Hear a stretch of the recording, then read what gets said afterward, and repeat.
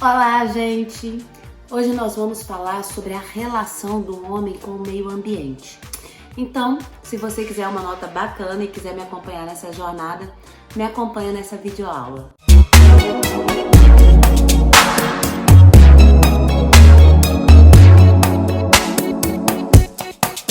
Vamos começar com o repertório sociocultural, que é a forma que a gente começa sempre essas videoaulas nossas. Então eu trouxe para vocês alguns repertórios que podem te ajudar aí na introdução. O primeiro deles está associado com a hipótese de Gaia. A hipótese de Gaia fala que o meio ambiente é um organismo vivo. Logo, como organismo vivo, ele é capaz de se autorregular. Então você pode trabalhar aí, com essa primeira parte da hipótese de Gaia. Existe a segunda parte da teoria de Gaia, em que ela sugere que os seres vivos, nós, somos capazes de modificar o meio ambiente, fazendo com que ele fique adequado à nossa sobrevivência em qualquer lugar. Então, dentre os repertórios, eu coloquei para vocês duas possibilidades, e essas duas possibilidades estão ligadas à hipótese de Gaia, certo? Vamos para o próximo repertório. O próximo repertório são os Objetivos de Desenvolvimento Sustentáveis. Eles foram propostos no ano de 2012 pela ONU. Além do que, ele é formado por 17 postulados. Eles vão primar a questão do meio ambiente, da integração do homem e da sustentabilidade. Dentro desses postulados, nessa redação em específico, você pode usar 2 desses postulados. O primeiro postulado é o postulado 11, tá? Em que vai falar da relação do homem com a cidade. Ou seja, que o homem e a cidade tornem-se sustentáveis para uma vida saudável. O segundo postulado que você pode usar da ODS nessa redação é o postulado 12, tá? Que vai falar sobre consumo e produção sustentáveis. Que ocorre no caso do consumo sustentável. Nós temos um vídeo aqui no canal. Se você não viu, dá uma corrida lá que você vai ver essa questão de consumo sustentável. E o terceiro repertório socioeconômico, como sempre eu gosto de trazer um filme ou documentário, eu trago para vocês o documentário. É um documentário brasileiro muito legal, em que ele é chamado Amazônia Eterna. E nesse filme Amazônia Eterna vai mostrar os projetos, vai mostrar os acordos que são feitos na Amazônia e que levam em consideração 2 fatores. O primeiro fator é a sustentabilidade, ou seja, a manutenção da reserva da Amazônia, mas também o bem-estar, o crescimento do ser humano que vive lá, das pessoas que vivem lá. É um documentário muito curtinho, rapidinho, brasileiro, vale a pena você dar uma conferida e você pode visualizar que é possível sim, usar o meio e ainda ter o benefício do ser humano. Então eu trago para vocês esses 3 pontos aí de repertório sociocultural. Lembre sempre, use com inteligência, use com sabedoria. Veja qual melhor vai se encaixar no corpo do seu texto, certo? Vamos agora para o desenvolvimento. No desenvolvimento, vamos começar com um princípio básico, que é o seguinte: o ser humano e o meio ambiente, eles possuem uma relação simbiótica. Isso quer dizer o quê? Quer dizer que o meio ambiente depende do ser humano e o ser humano depende do meio ambiente. No caso, enquanto ser humano, nós dependemos do meio ambiente, por exemplo, para alimentação. Se você for analisar, a gente consome, tudo bem, tem os alimentos que são ultraprocessados hoje, mas não é essa a questão. A questão é que a gente precisa do plantio, a gente precisa da colheita. A nossa sobrevivência está muito ligada à questão do meio ambiente, no que tange não só a alimentação, mas também a vestimenta. Então isso é um conceito básico. Sendo assim, a relação do homem com o meio ambiente, ela precisa ser harmônica, extremamente harmônica. Caso contrário, nós teríamos alguns problemas se houver um desequilíbrio muito grande. O meio ambiente sofre Se o meio ambiente sofre, o ser humano vai sofrer também. Dessa forma, na condição de ser humano, nós temos a habilidade, é uma habilidade de adaptação. Isso quer dizer que nós nos adaptamos a climas diversos, a situações diversas, a intempéries, por exemplo. Mas uma das formas, de adaptação que o ser humano tem é justamente modificando o meio ambiente por meios artificiais. Um exemplo disso: cidades que são extremamente quentes, muito quentes mesmo. Nós sabemos que há o uso do ar-condicionado. Isso promove o quê? O bem-estar, o conforto, consequentemente até a sobrevivência também. Então a gente usa o meio artificial para nos adaptar àquele meio natural. Deu para compreender como é que funciona? Então vamos pensar no oposto, por exemplo. Cidades que são muito frias, No Brasil a gente tem um clima tropical, mas, por exemplo, a Europa tem aquele inverno bem rigoroso. Lá é natural, por exemplo, que as casas possuam aquecedores. Então, normalmente as pessoas chegam em casa, as casas elas estão aquecidas numa temperatura agradável. Muitas casas, por exemplo, também possuem o chão aquecido, justamente por causa da temperatura, do gelo que está ali naquele local. Isso é o quê? Usar o meio artificial, modificando o meio natural para o bem-estar humano.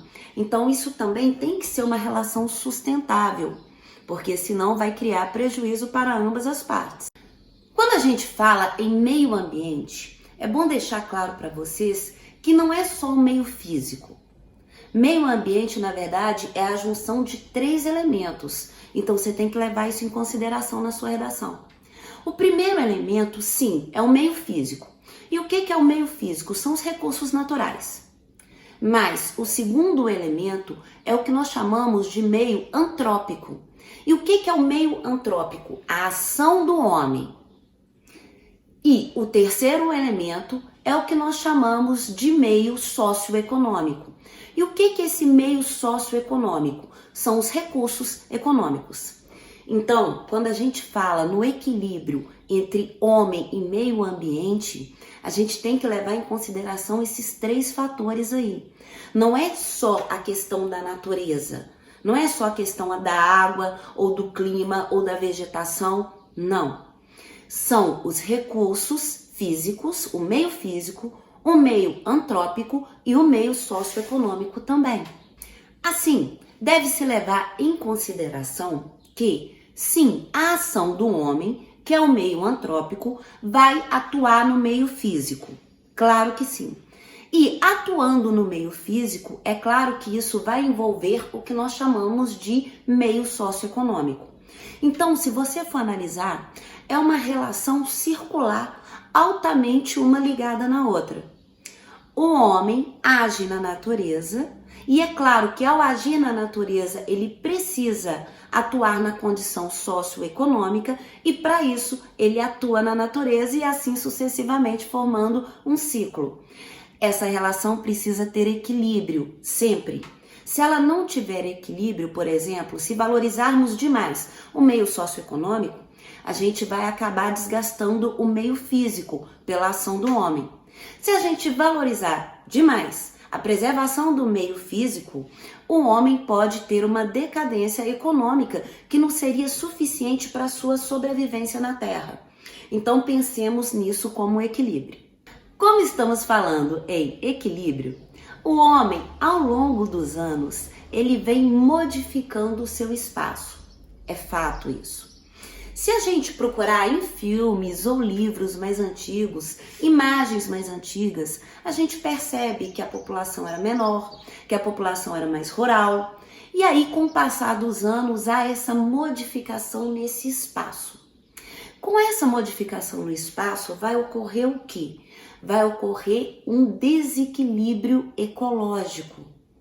E esse desequilíbrio ecológico, ele vai ser gerado, e ele continua até hoje sendo gerado, por diversos motivos. E cada um dos motivos deve ser levado em consideração no seu texto. Por exemplo, um dos motivos que nós vamos abordar aqui, o anseio de bem-estar. O ser humano, ele quer o conforto, ele quer o bem-estar. Consequentemente, o exemplo que eu dei do ar-condicionado é uma modificação, mas é uma modificação para o bem-estar do homem. É fato. Ou, por exemplo, a questão das tecnologias. Se vocês não sabem, as tecnologias, elas utilizam os recursos minerais para serem feitas. Logo, o homem quer a tecnologia, ele quer esse bem-estar. Então, faça essa modificação, em que pode gerar esse desequilíbrio ecológico aí no caso. Uma outra vertente que nós podemos ter, que o homem deseja, segurança. A segurança é uma das bases da sociedade. Então, alteramos solo, por exemplo, com construções. Depois eu vou explicar melhor para vocês como funciona a ideia de se construir uma casa ou um muro. Então a gente mexe na estrutura. Pensa comigo, tenta lembrar fotografias antigas, filmes antigos, por exemplo. As casas eram mais abertas, elas eram mais campais. Hoje não. Hoje praticamente a gente acimenta tudo, cerca tudo e tudo isso altera o meio ambiente, o que gera um desequilíbrio. E o terceiro ponto que eu vou abordar para vocês, e o mais comum, é a busca por lucros. Então nós temos a questão, por exemplo, de que as empresas hoje em dia, as fábricas, por exemplo, elas visando o lucro, elas vão conseguir produzir produtos. Muitos desses produtos não estão dentro do padrão nenhum de sustentabilidade.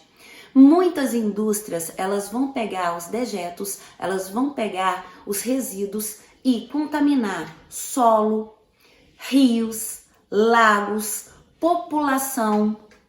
Isso pode ser não só no solo, como eu estou falando para vocês, também como no ar, na atmosfera. Então nós temos várias indústrias que não se preocupam com essa sustentabilidade.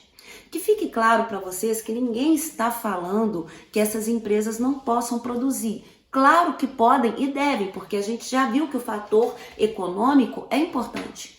O que ocorre é que essas empresas precisam se adequar a um padrão de sustentabilidade para proporcionar um bem-estar ao ser humano. Então isso tem que ser levado em consideração também. De acordo com a Constituição de 1988, o meio ambiente ele está diretamente ligado ao primeiro artigo dessa Constituição, que prima pelo bem-estar da pessoa humana. Então, quando se fala em meio ambiente, eu gostaria que vocês entendessem que estamos falando de bem-estar. Então, é esse primeiro artigo aí. Então, você pode colocar isso na sua redação, desde que você linke a ideia do meio ambiente ao bem-estar do ser humano. Caso você queira usar outro artigo da Constituição de 1988, vocês podem usar o artigo 225.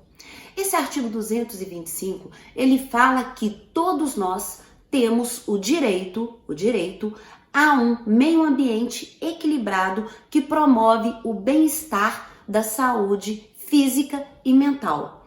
Então vocês podem usar dois artigos da Constituição para comprovar o seu desenvolvimento, a sua argumentação.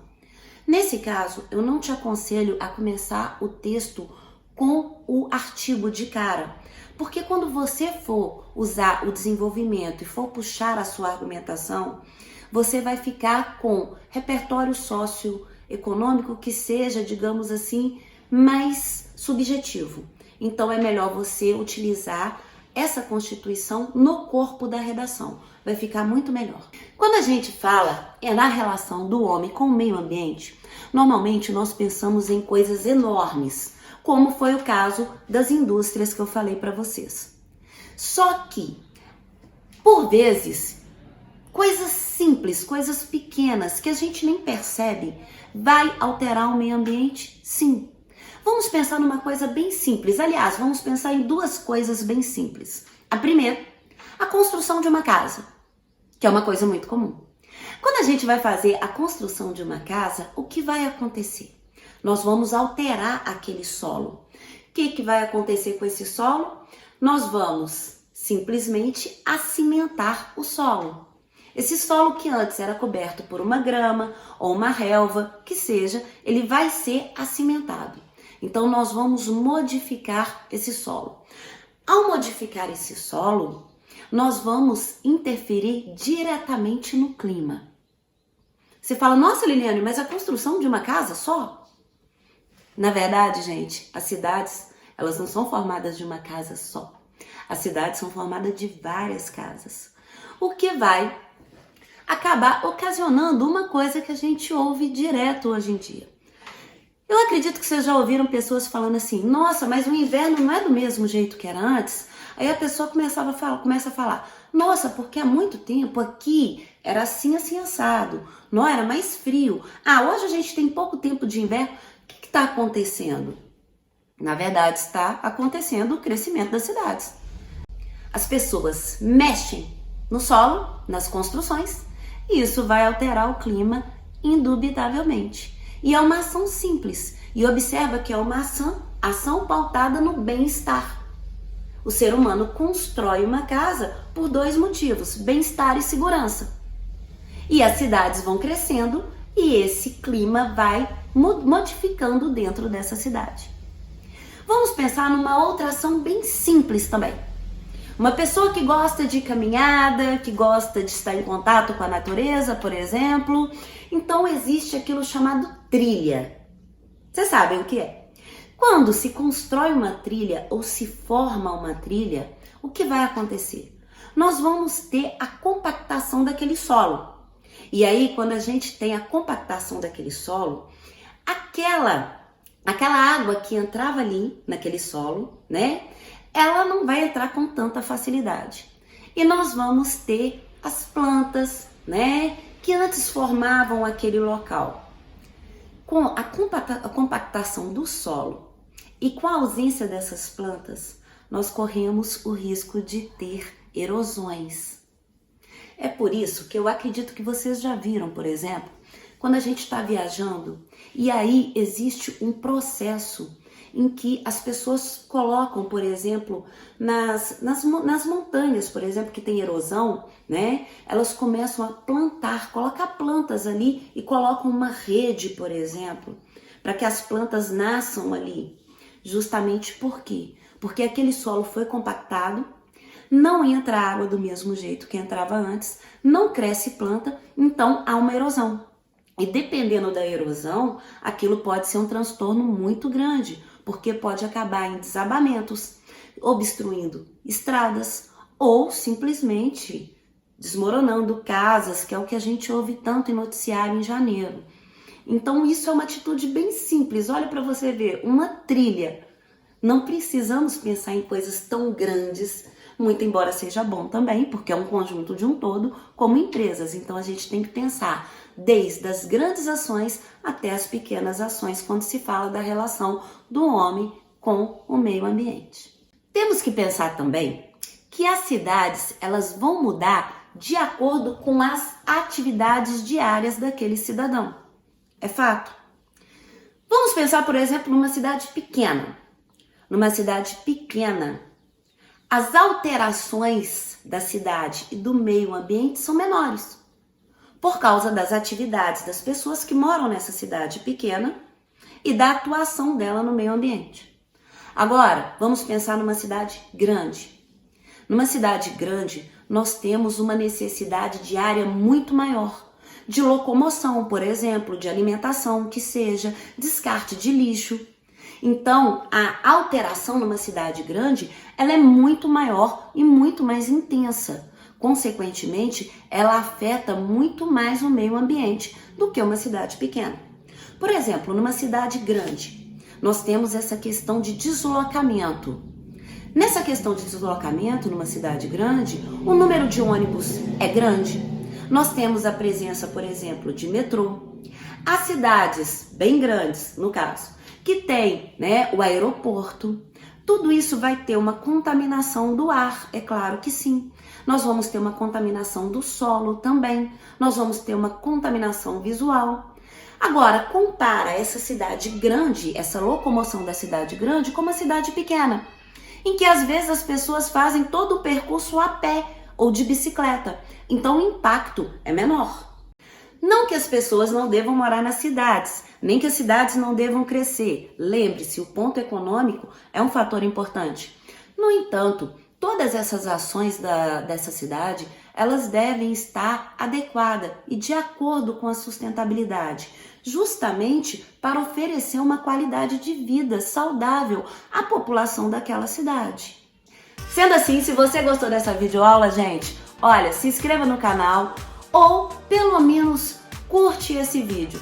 Isso ajuda bastante na divulgação desse vídeo para as outras pessoas que querem e precisam fazer uma redação sobre esse tema. No mais, muitíssimo obrigado pela presença de vocês. Até a próxima redação, se Deus quiser. Tchau, gente!